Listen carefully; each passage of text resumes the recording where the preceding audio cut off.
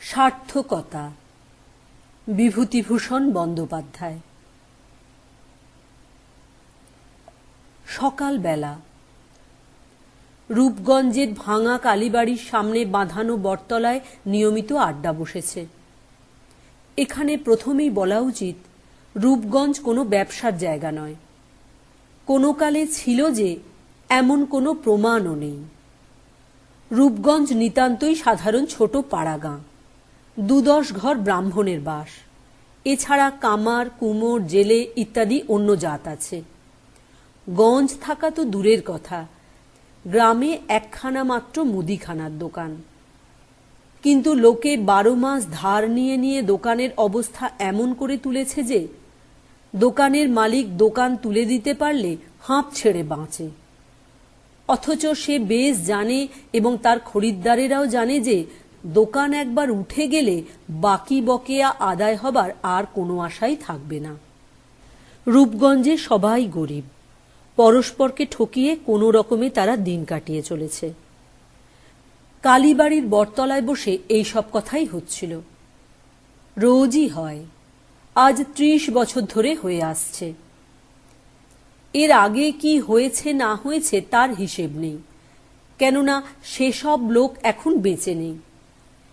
এ গ্রামে খুব বুড়ো লোক বড় একটা দেখা যায় না, বিশেষ করে ভদ্রলোকের মধ্যে। তার আগেই তাদের রূপগঞ্জের কালীবাড়ির আড্ডার মায়া কাটাতে হয়, পৈতৃক আমন ধানের জমি ও আমবাগানের মায়া কাটাতে হয়।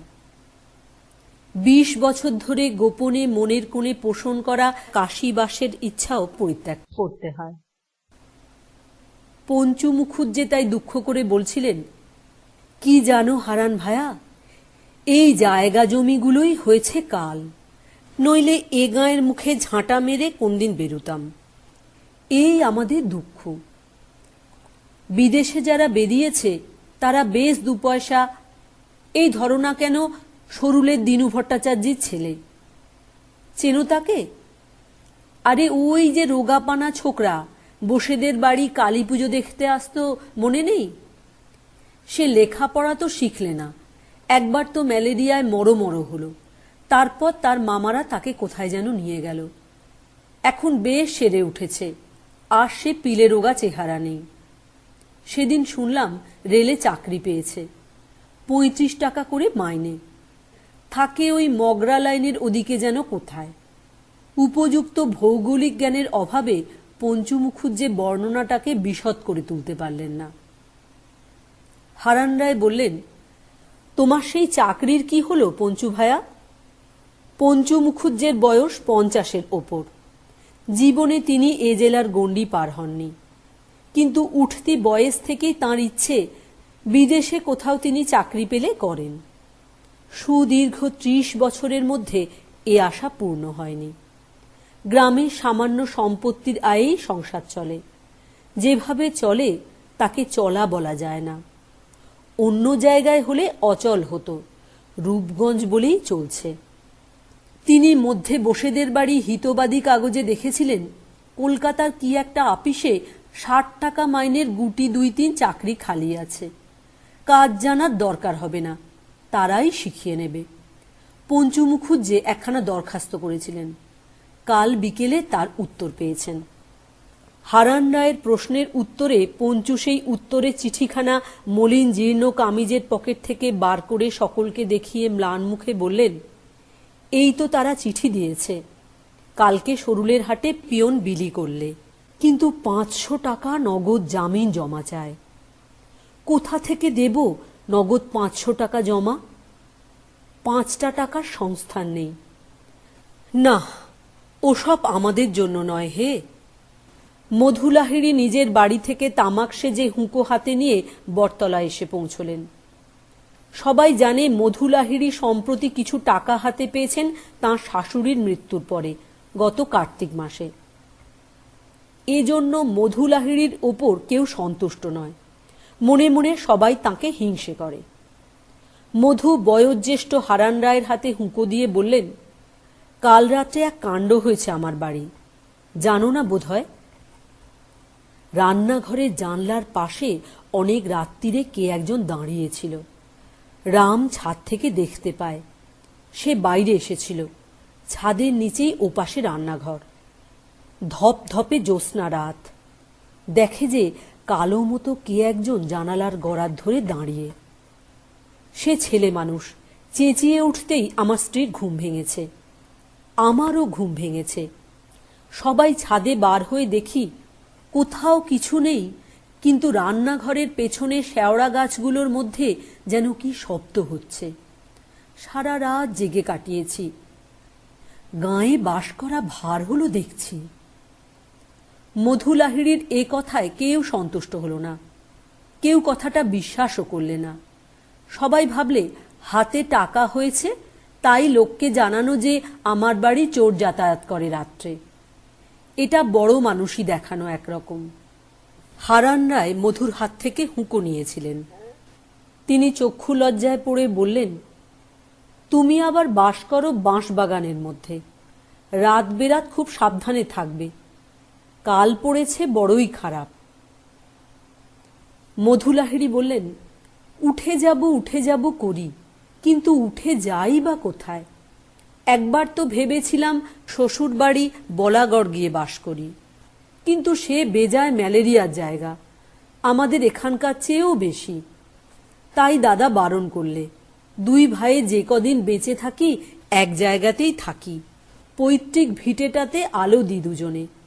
তাই পঞ্চু মুখুজ্জে বললেন, না, উঠে যাবে কেন? সবাই যদি উঠে যাবে গাঁয়ে তবে থাকবে কে? তোমাদের বাড়ির পাশে শ্যামাপদ চাটুর্যেদের ভিটে এখনো পড়ে আছে। তোমরা দেখনি, আমাদের একটু একটু মনে আছে। শ্যামাপদ চাটুর্যে এখানেই মারা যায়। তার স্ত্রী এখানকার সম্পত্তি বেচে কিনে বাপের বাড়ি চলে গেল 6 মাসের ছেলে নিয়ে। অবস্থা ভালো ছিল না, থাকবার মধ্যে ছিল ওই ঘাটের ধারের আমবাগানখানা। এখন মাখন কাকা কিনেছেন, আর কিছু ধানের জমি, তাতে বছর চলত না। 100 টাকার সম্পত্তি বিক্রি করে ফেললে। রাজকৃষ্ট জ্যাঠা কিনলেন, আমার বেশ মনে আছে। তারপর এখন আবার মাখন কাকা কিনে নিয়েছেন রাজকৃষ্ট জ্যাঠার ছেলের কাছ থেকে। তবে ফাঁকি দিয়ে কেনা সম্পত্তি, ওর অপবাদ আছে, ও ভোগে আসে না। হারান রায় এখানে সকলের চেয়ে বয়োবৃদ্ধ। তিনি বললেন, অনেক দিন পরে শ্যামাপদর কথাটা উঠল। শ্যামাপদদা আমাদের চেয়ে 10-15 বছরের বড় ছিল। তা হলেও একসঙ্গে ছিপে মাছ ধরতে গিয়েছি খাঁদের পুকুরে। আহা, অল্প বয়সে মরে গেল।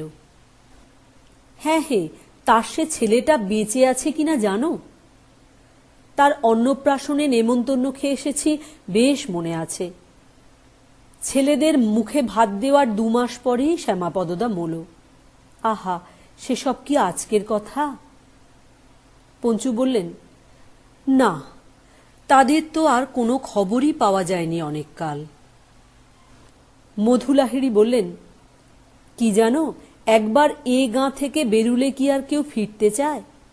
এই আমাদেরই যদি অন্য উপায় থাকতো তবে কি আর এখানে পড়ে থাকতে যেতুম? এই যে আমার বাড়ি কাল রাত্রিরে কাণ্ডটি ঘটে গেল। মধু লাহিড়ীকে কথা শেষ করতে না দিয়েই পঞ্চু অসহিষ্ণুভাবে কি একটা বলতে যাচ্ছিলেন, এমন সময় পথের মোড়ে হঠাৎ মোটর গাড়ির হর্নের আওয়াজে তিনি এবং উপস্থিত সবাই সেদিকে চেয়ে রইলেন। এবং চেয়ে থাকতে থাকতেই প্রকাণ্ড একখানা নতুন মোটর বটতলায় এসে দাঁড়িয়ে গেল। মোটর গাড়ি যে এ গ্রামে আসে না তা নয়, 3 ক্রোশ দূরবর্তী স্টেশন থেকে মাঝে মাঝে গ্রামের কোনো নতুন জামাই শখ করে ট্যাক্সি ভাড়া করে এনেছে। শক্ত অসুখে পড়লে কেউ মহকুমা থেকে ডাক্তার অনেকবার এসেছে নিজের মোটরে, কিন্তু এ ধরনের বড় ও সুন্দর মোটর গাড়ি উপস্থিত ব্যক্তিদের কেউ দেখেনি। লম্বা ধরনের প্রকাণ্ড গাড়ি, পালিশ করা নিকেলের পাতের বনেট, দোরের হাতল ল্যাম্প সবই ঝকঝকে। তবে গাড়ির পেছনে ও মাঠগার্ডে রাঙা ধুলো জমেছে, যেন অনেক দূর থেকে আসছে। একজন ৩০-৩২ বছরের যুবক গাড়ি চালাচ্ছিল। দোহারা গড়ন, গায়ে সাদা সিল্কের পাঞ্জাবি, মাথায় এক মাথা ধুলো। সে নেমে বটতলার দিকে এগিয়ে এলো এবং অল্পক্ষণ উপস্থিত সবারই মুখের দিকে উৎসুক চোখে চেয়ে কি যেন চেনবার চেষ্টা করলে। তারপর হঠাৎ পঞ্চুর মুখের ওপর দৃষ্টি নিবদ্ধ করে বললে, এই যে কাকা, আমায় চিনতে পারছেন না? হারান রায়ের দিকে চেয়েও বললে, কাকা, আমায় মনে নেই আপনার? আমি ননি। আমার পিতার নাম ছিল রাজেন্দ্রনাথ বন্দ্যোপাধ্যায়। আপনাদের পাড়াতেই। হারান রায় বিস্ময়ে কেমন হয়ে গিয়েছিলেন, পঞ্চুও তাই। দুজনেই সমস্বরে কিন্তু খুব ধীরে ধীরে যেন একটা আপন মনেই বলে উঠলেন, রাজেন্দার ছেলে সেই ননি। এর বেশি কথা তাঁদের মুখ দিয়ে বের হল না।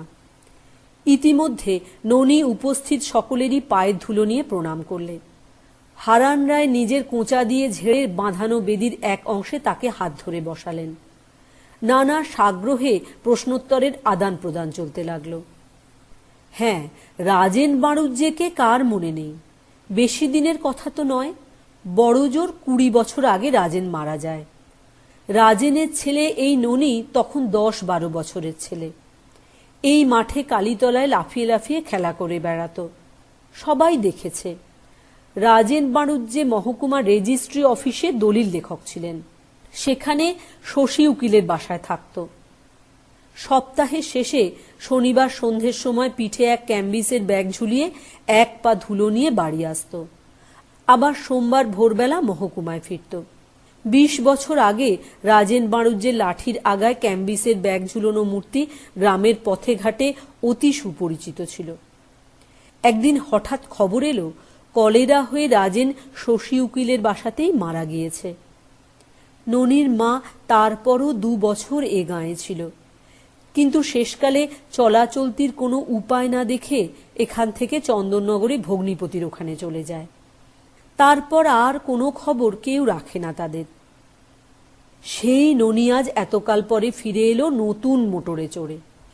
বিস্ময়ের প্রথম মুহূর্ত কেটে গেলে সবাই দেখলেন গাড়ির পেছনের সিটে একটি মহিলা ও ২টি ছোট ছোট ছেলে মেয়ে। হারান বললেন, সঙ্গে কে ননি? বৌমা? আরে ছি ছি, কি ছেলে মানুষ! এসো এসো, নামিয়ে নিয়ে এসো। এই রোদ্দুরে কিনা, এই কাছেই তোমার গরিব কাকার বাড়ি। এসো, বৌমাকে আমার নিয়ে এসো। পঞ্চু উত্তেজিতভাবে বললেন, তা কি কখনো হয়? আমার সঙ্গেই বাবাজির প্রথমে কথা হলো। আমার বাড়িতেই এ বেলাটা অন্তত। শেষে হারান রায় জয়ী হয়ে বিজয় গর্বে উৎফুল্ল মুখে ননি ও তার স্ত্রী এবং ছেলে মেয়েদের নিজের বাড়িতে নিয়ে গেলেন। বিদ্যুৎ বেগে এ সংবাদ গ্রামময় রাষ্ট্র হওয়ার সঙ্গে সঙ্গে হারান রায়ের বাড়িতে রথযাত্রার ভিড় শুরু হলো। ননি স্ত্রী বেশ সুন্দরী, একটু মোটাসোটা, কথাবার্তায় খুব অমায়িক, বড় মানুষই চালচলন একেবারে নেই। ননিকে ছেলেবেলায় দেখেছে এমন অনেক লোকই গাঁয়ে আছে। সবাই বলাবলি করতে লাগলো, একেই বলে অদৃষ্ট। ওর মা ওর হাত ধরে কাঁদতে কাঁদতে গাঁ ছেড়ে গিয়েছিল, আর আজ দেখো কাণ্ড। ভগবান যাকে যখন দেন, ইত্যাদি। পঞ্চু বললেন, আহা, সকালবেলাতেই তো বলেছিলাম, এ গাঁ ছেড়ে যে বাইরে পা দিয়েছে সেই উন্নতি করেছে, কেউ বেশি কেউ কম। আজ যদি আমি গাঁয়ে বসে থেকে নিজেকে মাটি না করি, তবে আমার কি এ দশা হয়? না, এবার বেরুতে হবে। দেখি একবার ননি বাবাজিকেই বলে দেখি, যদি কিছু জোগাড় টোগাড় করে দিতে পারে। ননির অবস্থা পরিবর্তনে গ্রামের কেউই অসুখী নয়, বরং সকলেই আনন্দিত। কারণ ননির সঙ্গে এ গ্রামের কারো স্বার্থের সংঘাত নেই। ননি এখানে বাসও করে না। তাছাড়া সবাই ননিকে শেষবার যখন দেখেছে তখন ননি ছিল ছোট ছেলে।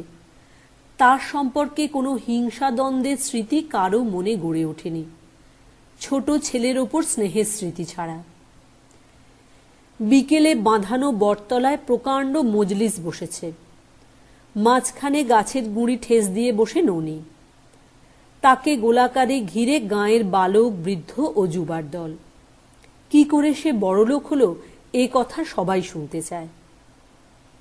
শ্রীপতি কর্মকার ও পাড়ার একজন গণ্যমান্য ব্যক্তি। তামাকের ব্যবসা করে তিনি হাতে 2 পয়সা জমিয়েছেন সবাই বলে, যদিও শ্রীপতি তা স্বীকার করেন না। শ্রীপতির সঙ্গে ননির বাবা রাজেন বাণুজ্যের খুব বন্ধুত্ব ছিল। ননির আসবার খবর পেয়ে তিনি পায়ের বাত সত্ত্বেও ও পাড়া থেকে এসেছেন দেখা করতে। শ্রীপতি জিজ্ঞেস করলেন, তা বাবাজির এখন থাকা হয় কি কলকাতাতেই? আগে না, আমি থাকি হোশঙ্গাবাদ, নর্মদার ধারে, সিপি। সেখানেই আমার কাঠের গোলা আর আপিস।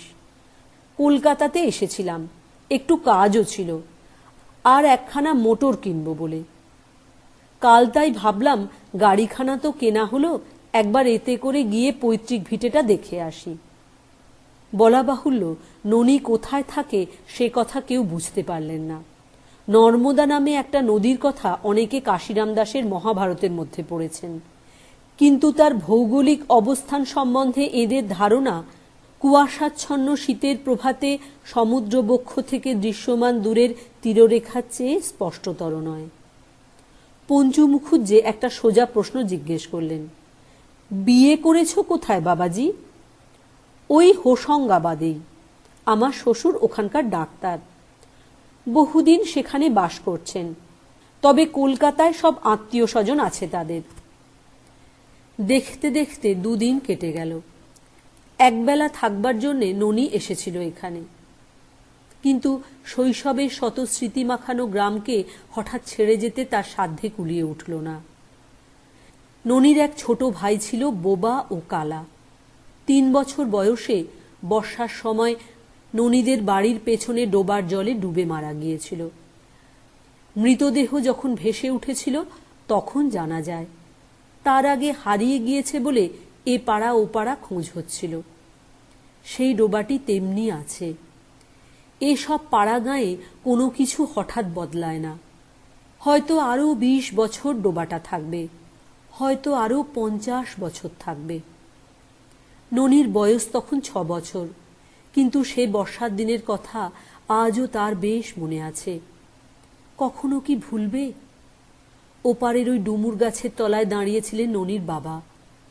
এপারে লোকে লোকারণ্য হয়েছিল। হোশঙ্গাবাদে তাদের কিসের বাঁধন আছে? কিছুই না, সে 2 দিনের বাঁধন। এখানকার সঙ্গে সম্বন্ধ অনেক গভীর। এতদিন আসেনি তাই ভুলেছিল। আজ সেই 3 বছরের অবোধ বোবা কালা ছোট ভাইয়ের করুণ মুখখানি তার মনে স্পষ্ট হয়ে ফুটল। সে কিভাবে তার দিকে চাইত, তার সে বুদ্ধিহীন দৃষ্টি, নাকের সেই তিলটি। আশ্চর্য, মানুষের এত মনে থাকে। সমস্ত জীবনটা ননি যেন এক মুহূর্তে একটা ম্যাপের মতো চোখের সামনে পড়ে আছে দেখতে পেল। প্রথম জীবনের দারিদ্র্য, প্রথম বিদেশ যাত্রা, ব্যবসাতে উন্নতি, বিবাহ। তার মনে হলো যাকে সে এতদিন সাফল্য ভেবে আত্মপ্রসাদ লাভ করে এসেছে, জীবনে আসলে তার মূল্য কি? তার যেন আজ একটা নতুন চোখ খুলেছে, জীবনের পাতাগুলো নতুনভাবে পড়তে শিখেছে।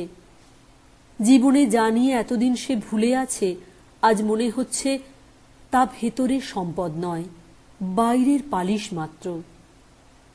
তাও নয়, জীবনটা যেন এতদিন জ্যামিতির সরল রেখার মতো প্রস্থবিহীন, গভীরতাবিহীন একটা পথে চলে এসেছে। গভীরতর অনুভূতির অভাবে সে বুঝতে পারেনি যে জীবনের আর একটা বিস্তার আছে আর একদিকে, সেটা তার গভীরতা। নিজের মনের মধ্যে ডুব দেওয়ার অবকাশ কখনো তার হয়নি। যে পথ দিয়ে নেমে গেলে সরোবরের গভীর অন্ধকার তলে লুকানো মায়াপুরীর সন্ধান মেলে, তা সোপানাশ্রণী অস্পষ্ট নজরে পড়েছে, কিন্তু সময় উত্তীর্ণ হয়ে গিয়েছে। এমন অসময়ে নজরে পড়লেই কি বা না পড়লেই কি? তাকে ফিরে যেতে হবে, কাঠের হিসাব ঠিক করতে হবে, ফরেস্ট অফিসারদের সাথে দেখা করে নতুন জঙ্গল ইজারা নেওয়ার ব্যবস্থা করতে হবে, ব্যবসাকে আরও বাড়াবার চেষ্টা পেতে হবে, ব্যাংকে জমানো টাকার অঙ্ককে বাড়াতে হবে। আরও কত শত দরকারি কাজ তার জন্য অপেক্ষা করে আছে হোশঙ্গাবাদের কাঠের গোলায়। এখন নতুন পথ ধরে চলবার মতো সময়ও নেই, বয়সও নেই। সাফল্যের আলেয়া তাকে ব্যর্থতার যে পথে পথ ভুলিয়ে নিয়ে চলেছে, সেই পথই তার পথ। তবুও এ দিনটি সে ভুলবে না। এই ম্লান মেঘলা দুপুরের আলো, এই প্রাচীন জগডমুর গাছটা, এই পানা শ্যাওলা ভরা ডোবা, এই আশ্চর্য অদ্ভুত জীবন মুহূর্তটি স্বপ্নের মতো মনে আসবে বহুদূর উত্তরকালের মানসপটে। সকলের প্রশংসাবাদের মধ্যে ননি একদিন গ্রামের বারোয়ারি ফন্ডে 200 টাকা দিয়েছিল। গ্রামের সকলকে নিমন্ত্রণ করে হারান রায়ের বাড়িতে ভুরি ভোজে আপ্যায়িত করলে। একটি অনাথা বিধবাকে মাসিক কিছু সাহায্য করবার প্রতিশ্রুতি দিলে। 1 সপ্তাহ প্রায় কেটে গেল। ননির স্ত্রী আর থাকতে চায় না। ম্যালেরিয়ার দেশ, ছেলে মেয়েদের শরীর খারাপ হবে। তাছাড়া হারান রায়ের বাড়িতে তেমন ঘরদোর নেই, থাকবারও কষ্ট। নতুন মোটর গাড়ি চালিয়ে হারান রায়ের বাড়ি শুদ্ধ সকলের এবং পাড়ার সবারই চোখের জলের মধ্যে ননি গ্রাম থেকে বিদায় নিলে।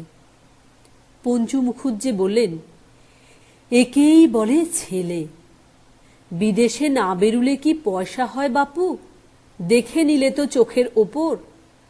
তা তোমাদের বলি, তোমরা তো শুনবে না। গাঁয়ে কারুর কিছু নেই, তাই মধুলাহিড়ী মুখের সামনে বড় মানুষই চালে কথা বলে পার পায়। দেখি এবার বেরিয়ে একটা কিছু যদি